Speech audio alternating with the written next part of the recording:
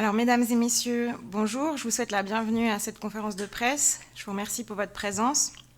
Le but de ce moment est de vous informer de l'activité du Parlement, plutôt de sa réorganisation en temps de crise et aussi des réflexions que nous menons actuellement. Diese Pressekonferenz wird auf Französisch abgehalten. Wir haben eine Zusammenfassung der übersetzten Inhalts für die Presse vorbereitet. Unsere parlamentarische Sekretär wird Ihnen am Ende der Sitzung überreichen können.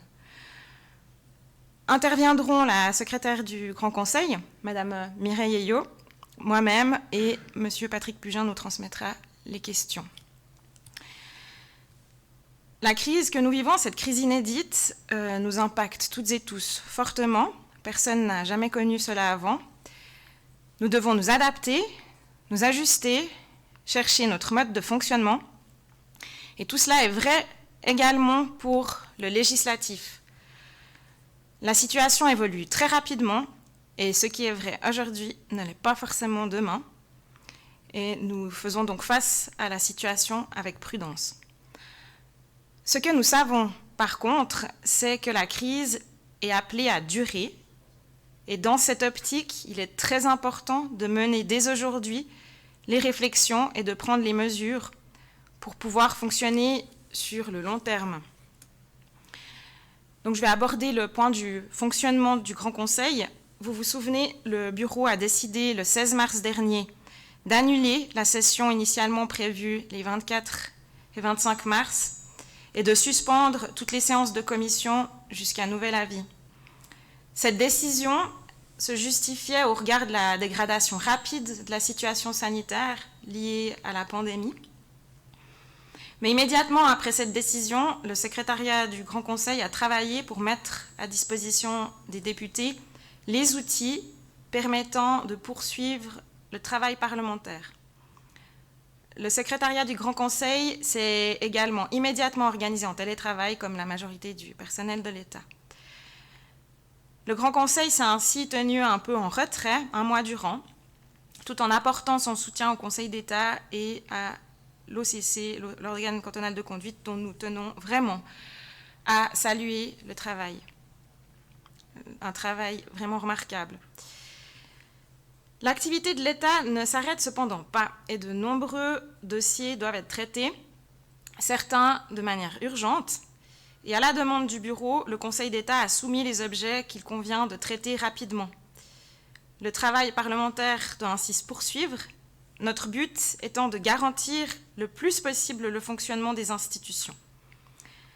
Aussi, le secrétariat du Grand Conseil, par le biais de son responsable informatique, a déployé son énergie à mettre en place un système qui permette aux commissions de siéger par visioconférence dans un environnement très sécurisé. Donc sur ce point, je vais donner la parole à Madame Mireille Eyo, secrétaire générale du Grand Conseil, pour vous parler un peu plus en détail de l'équipement des députés. Alors, dès aujourd'hui, les députés peuvent se réunir à distance via la plateforme de communication Teams de Microsoft. Cette plateforme Teams permet donc de collaborer sur l'ensemble des dossiers d'une commission ou d'un groupe ou d'une équipe. Cette plateforme a en son sein un outil de visioconférence en su. La partie visioconférence est totalement opérationnelle. Les députés peuvent sans autre se contacter par visio et créer des réunions Teams. La partie gestion collaborative, elle, est en cours de création. Nous utilisons Teams au Grand Conseil d'une autre manière que l'éducation, bien que dans le fond, il s'agit de la même application. Donc la solution Teams que l'on propose aux députés est une solution simple, efficace, qui offre les gages de sécurité indispensables au huis clos nécessaires au travail des commissions. En effet, seul l'organisateur d'une communication décide qui peut rejoindre le groupe de discussion. Cette exclusivité assure au secrétariat du Grand Conseil le contrôle des opérations. Si la dynamique n'est évidemment pas la même que lorsqu'on se réunit autour d'une table, la visioconférence n'empêche ni le débat ni la prise de décision. Le bureau du Grand Conseil l'a expérimenté à satisfaction à 2 reprises déjà. Et nous ne doutons pas que les commissions qui doivent traiter des objets urgents sauront se satisfaire de cette solution. Cette rapide réorientation est possible car depuis 2016, le Parlement fribourgeois fonctionne sans papier et nos parlementaires sont donc équipés pour un fonctionnement en ligne. Mais cette solution ne semble cependant pas adaptée à toutes les commissions, à l'instar de celle des naturalisations qui, elles, auditionnent les candidats à la citoyenneté. Raison pour laquelle le bureau étudiera les demandes des commissions désireuses de siéger physiquement et, le cas échéant, leur proposera de se réunir dans une salle qui répondra aux standards de sécurité édictés par l'Office fédéral de la santé publique. Il reste que jusqu'au 26 avril au moins, la visioconférence sera privilégiée. Merci. Dans une seconde partie, je vais parler des relations que nous entretenons avec le Conseil d'État. Donc, le fonctionnement habituel d'un Parlement, avec ses processus, avec ses délais, ne correspond pas à une gestion de crise comme nous la vivons aujourd'hui. Donc, nous sommes dans une situation où l'exécutif doit agir dans l'urgence et doit prendre des décisions rapides. Durant cette période exceptionnelle, l'exécutif gouverne par ordonnance. Et concernant le canton de Fribourg, il peut se baser sur l'article 117 de la Constitution qui traite des circonstances extraordinaires. Et d'après ce dernier, le Grand Conseil dispose d'un délai d'1 an pour approuver les engagements pris. Étant donné la charge de travail intense de l'exécutif et de ses services, le bureau du Grand Conseil a de son côté décidé de suspendre pour une durée de 3 mois les délais réglementaires pour le traitement des instruments parlementaires par le Conseil d'État. Il reste néanmoins très important de mettre en place des mécanismes d'échange et d'information des organes parlementaires. Et dans notre cas, la présidence et une délégation du bureau du Grand Conseil entretiennent des contacts réguliers et étroits avec le Conseil d'État et l'OCC et sont informés de l'évolution de la situation. Les députés ont donc ont la possibilité, à travers leur chef de groupe, d'obtenir des réponses à leurs éventuelles questions liées à la crise et à sa gestion. Nous tenons vraiment à saluer l'ouverture dont fait preuve le gouvernement qui répond à nos questions en toute transparence. Ensuite, concernant les prochaines sessions, donc comme nous l'avons déjà dit, même si nous sommes dans une situation exceptionnelle, il est fondamental dans une démocratie et un État de droit que le Parlement puisse reprendre son rôle dès que cela est possible, afin de garantir le fonctionnement des institutions. Les parlements peuvent siéger, malgré l'interdiction de réunion de plus de 5 personnes. L'Office fédéral de la justice a donné une décision allant dans ce sens, suite à la demande du Parlement zurichois, de pouvoir siéger. Il faut néanmoins répondre à certaines conditions, c'est que la réunion soit d'un grand intérêt public et que les mesures de l'OFSP soient respectées. Donc, il est également pour nous primordial, d'une part, en tant que Parlement, de ne pas contribuer à la propagation du virus, et d'autre part, nous ne voulons pas faire prendre un risque de contamination, spécialement aux députés faisant partie des populations à risque. Il faut savoir que nous comptons dans nos rangs 14 membres âgés de 65 ans et plus. Ils sont ainsi considérés comme personnes à risque. D'autres, peut-être, souffrent de maladies chroniques et figurent également dans cette catégorie. Nous ne pouvons pas nous permettre de les mettre en danger ni de contribuer à cette propagation. C'est donc la prudence qui prévaut dans nos décisions et c'est dans cet état d'esprit que le bureau du Grand Conseil prend ses décisions. Donc, à la question de savoir si la session du mois de mai, initialement prévue du 26 au 29, est maintenue ou non, il m'est aujourd'hui impossible de vous répondre. Il faut dire que cette crise nous apprend en premier l'humilité et notre incapacité à prédire l'évolution de la situation. Donc, tout dépendra de l'évolution de la pandémie, des mesures décidées par la Confédération et de l'évaluation de l'urgence des objets à traiter transmis par le Conseil d'État. Et le Bureau arrêtera sa décision lors de sa séance du 29 avril prochain. Donc, dans tous les cas, dans les conditions actuelles, il est impossible de siéger au MAD 3, car le lieu n'offre pas les distances de sécurité nécessaires pour les 110 députés.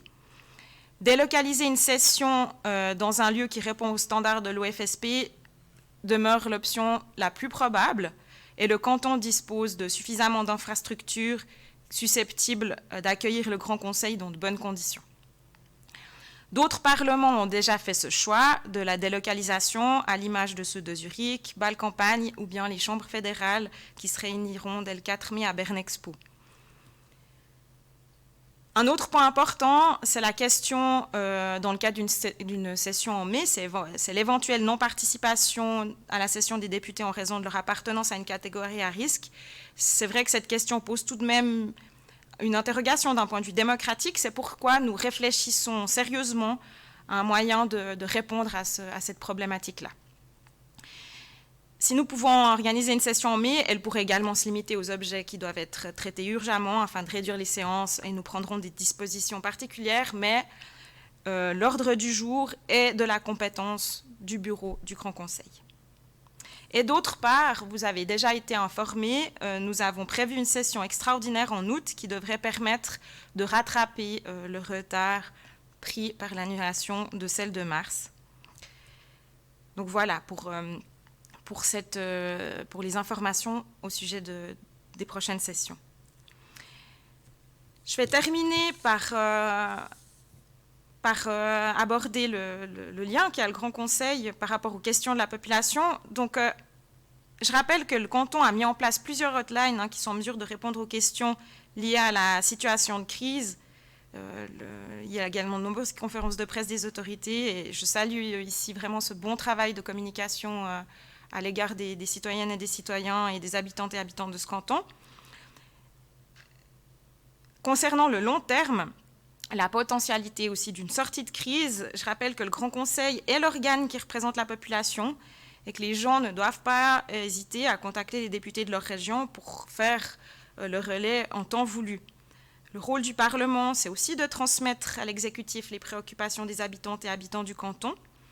Et pour rappel, l'activité du Parlement est relayée sur le site Parlinfo et on trouve les objets déposés, leurs réponses. Petite précision, néanmoins, s'agissant des objets déposés liés à la crise Covid, évidemment, leur réponse institutionnelle, vous l'aurez compris, viendra plus tard, étant donné que le délai supplémentaire des 3 mois usuels a été accordé. Mais de facto, certains ont déjà été traités dans la pratique et d'autres réponses peuvent être données par le biais des rencontres entre le Conseil d'État et la délégation du bureau du Grand Conseil. Pour conclure, je vais dire que nous travaillons en bonne intelligence dans l'intérêt des Fribourgeoises et des Fribourgeois. C'est ensemble, mais surtout solidaires, que nous sortirons de cette crise sanitaire. Mais c'est aussi une crise économique, une crise sociale, une crise qui a des incidences parfois très difficiles pour chacune et chacun. Elle promet d'être longue, et ses effets également. On doit apprendre à vivre avec ce virus, et le rôle du Parlement, s'il est aujourd'hui d'offrir sa contribution au maintien du fonctionnement institutionnel, il sera également très important pour la suite de contribuer à construire les réponses politiques de demain. C'est ensemble et solidaires que nous devrons, le moment venu, atténuer les effets de cette crise sans précédent. Donc, je vous remercie pour votre attention et nous pouvons passer aux questions.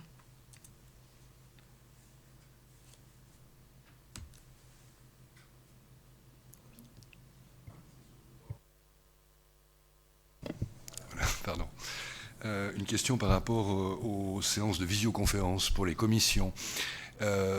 Pour respecter justement la qualité du huis clos, c'est bien, si j'ai bien compris, le secrétariat qui convoque la visioconférence?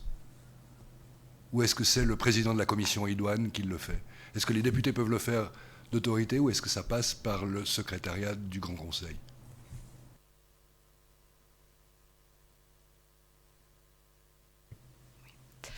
Alors, ça va être, en tout cas pour le départ, ça va être centralisé par le secrétariat. L'organisation va être chapeautée par le secrétariat du Grand Conseil.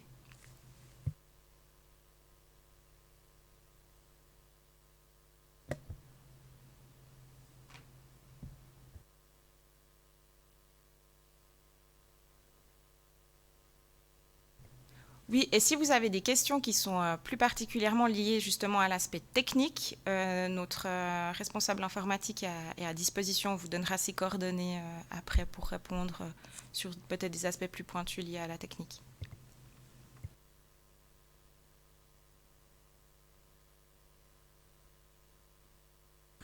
Voilà. Vous avez cité les cantons qui ont déjà convoqué les députés. Fribourg attend encore. J'arrive pas très bien à comprendre pourquoi vous attendez avant de prendre cette décision, alors que des cantons comme Vaud, hein, ils ont déjà organisé leur prochaine session délocalisée à Yverdon. Est-ce que la justification, c'est seulement les 13, 16 députés que vous avez cités qui sont considérés à risque, ou il y a d'autres raisons de ne pas décider maintenant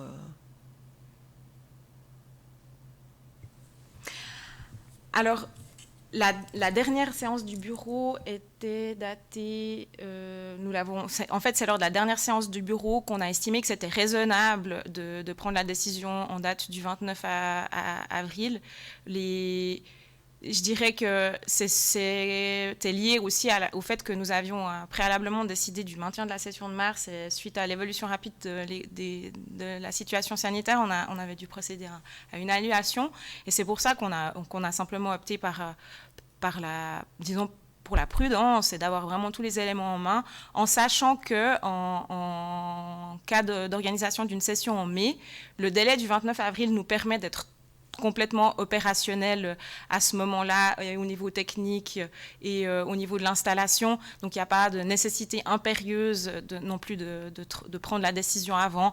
Et puis ça nous donne aussi la possibilité d'être au plus près de l'évolution de la situation, puis aussi au niveau de l'élaboration de l'ordre du jour, on peut comme ça être tout à fait dans une réalité qui serait admissible, parce qu'on peut bien imaginer que si la session est maintenue en mai, elle aura certaines, l'ordre du jour va être établi en fonction des urgences d'une part, et puis également du fait de limiter les déplacements, les séances, etc. Donc ça nous permet d'avoir vraiment tous les éléments à disposition. C'est plutôt de la prudence. Après, comme je vous l'ai dit, l'état d'esprit du bureau du Grand Conseil, c'est vraiment d'œuvrer à un maintien du fonctionnement des institutions. Mais alors concrètement, vous avez déjà une solution de rechange pour un lieu. Vous disiez le MAD 3 ne marche pas, donc ça serait ici à Forum Fribourg, si ça se passe. Donc, quand on avait décidé de délocaliser la session, on avait déjà parlé d'une délocalisation de la session en mars, hein, et donc on avait déjà à ce moment-là pris toutes les dispositions pour une réorganisation. Par contre, les délais étaient extrêmement courts, mais il y avait déjà un important travail qui avait été fourni par le secrétariat. Et puis, ça paraît être une solution tout à fait plausible, effectivement, de siéger, par exemple, ici. On attend juste des confirmations que ce soit OK. Il y a aussi d'autres possibilités, hein, au cas où. Ce qui se passe aussi, c'est qu'on a une particularité, le Grand Conseil fribourgeois, c'est qu'en fait, on est équipé, vu qu'on siégeait au MAD 3 de manière temporaire, on est équipé d'une installation parlementaire mobile. Donc elle existe déjà, on l'a déjà en notre possession. Et maintenant, pour concrétiser du coup cette délocalisation, le principal changement sera d'investir dans des longueurs de câbles supplémentaires pour pouvoir avoir plus de distance entre l'installation, mais elle est déjà à notre disposition. Donc ce qui nous donne du coup peut-être une rapidité supplémentaire dans la mise en place concrète, si vous voulez, du dispositif nécessaire au maintien d'une session avec le vote électronique, et les prises de parole, amplification, etc.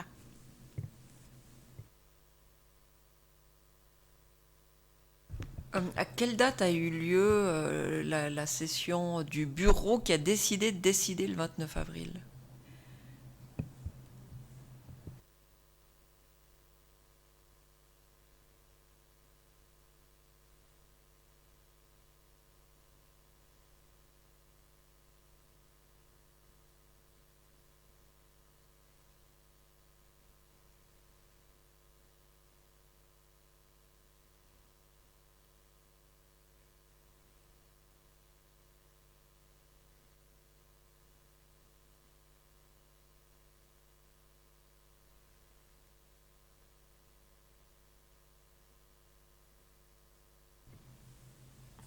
Voilà, 2 avril.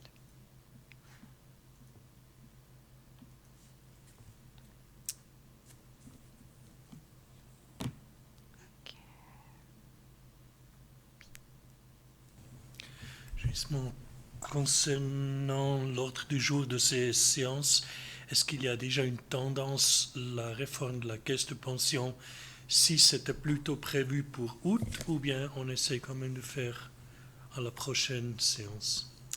Alors, la session extraordinaire d'août, elle a été agendée de manière à ce qu'on puisse rattraper le retard des traitements des objets liés à l'annulation de la session de mars. Puis d'autre part, effectivement, elle permet de traiter de l'objet de la caisse de pension en respectant les délais, en faisant encore passer en votation populaire en 2020 encore cette question-là. Mais je ne peux pas répondre quant à la constitution des ordres du jour des prochaines sessions parce que c'est du ressort du bureau du Grand Conseil de les établir et actuellement, je ne peux pas vous donner plus de précisions. Par contre, voilà, la convocation d'une session extraordinaire en août permet effectivement de respecter les délais légaux quant au traitement de cet objet.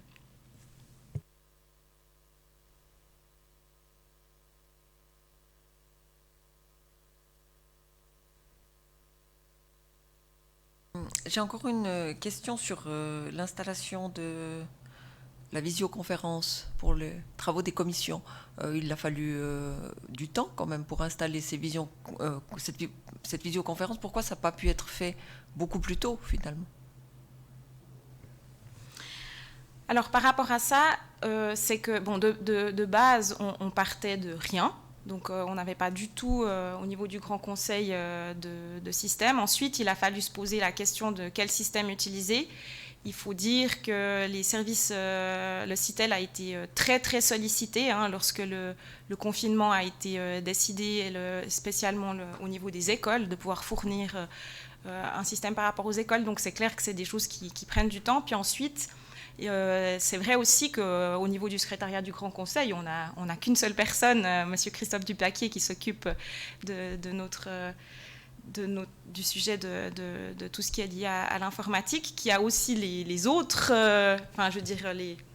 les autres sujets à traiter qui continuaient. Donc il a travaillé vraiment de manière assez efficace pour fournir cela. Puis c'est vrai que étant donné la sensibilité, si on veut bien, des dossiers, du traitement des commissions, on préfère avoir un système plutôt solide qui soit mis en place plutôt que d'y aller à tâtons et de faire peut-être prendre des risques au niveau informatique et au niveau de la sécurité. Donc on essaye de vraiment pour établir ça de la manière la plus convenable possible. Puis il faut aussi dire qu'on a un public, les députés, qui sont d'horizons très divers, très variés, avec des compétences aussi diverses et variées. Donc on doit travailler à la mise en place de modes d'emploi qui soient faciles d'utilisation, et puis aussi à la formation de nos secrétaires parlementaires pour qu'ils puissent appuyer les présidents et présidentes de commissions dans la gestion des sessions, ce qui fait que la masse de travail pour la mise à disposition de ce système est très importante. Mais par contre, là, on est vraiment à bout touchant de pouvoir commencer. Et on est très content parce que c'est aussi un système qui pourra offrir d'autres potentialités, Madame Ayeul a dit, pour la suite des activités. Voilà. Je ne sais pas si j'ai répondu à votre question. Est-ce que vous pouvez déjà dire quand aura lieu la première visioconférence et de quelle commission? Alors, on a déjà fait des tests. Le bureau du Grand Conseil a déjà siégé avec l'outil à une reprise. Nous avons eu une séance avec une délégation ce matin même également. Donc, on est déjà en train de l'expérimenter. Et voilà, on y va progressivement. Je ne sais pas si Madame la secrétaire générale, vous auriez quelque chose à ajouter? Oui, alors pour votre information, la CFG va utiliser Teams la semaine prochaine pour leur séance. Je crois que la première séance de CFG, c'est le... Attendez, mais j'ai un problème d'accès à mon calendrier. Sauf erreur, le 22, non? Le 22 ou... Ouais. Attendez, j'arrive pas. Problème de connexion. Problème de connexion avec mon calendrier. Mais la semaine prochaine, la CFG va utiliser le système visioconférence. Et ensuite, l'idée, c'est d'y aller par priorité, c'est-à-dire d'accompagner les commissions dont on a urgemment besoin qu'elles siègent en priorité, et puis de voir si on peut ouvrir, disons, un fonctionnement, si on peut rejoindre un fonctionnement tout à fait normal grâce à cet outil. Et puis j'aimerais encore juste rajouter une chose concernant Teams. Il faut savoir que Teams va remplacer l'extranet qui n'est plus d'actualité. Donc c'est clair que ça prend du temps parce qu'il faut valider certains processus et puis il faut vraiment réfléchir à la sécurité dans sa globalité. C'est pour ça que ça prend énormément de temps. On ne peut pas faire ça en 2 temps, 3 mouvements.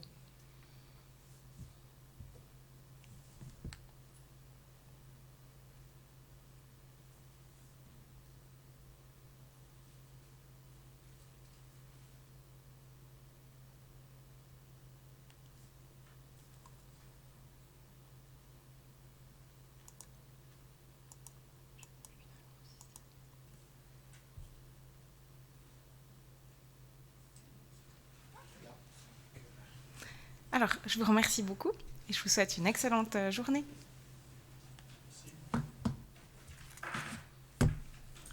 Moi, j'ai plus d'accès à moi.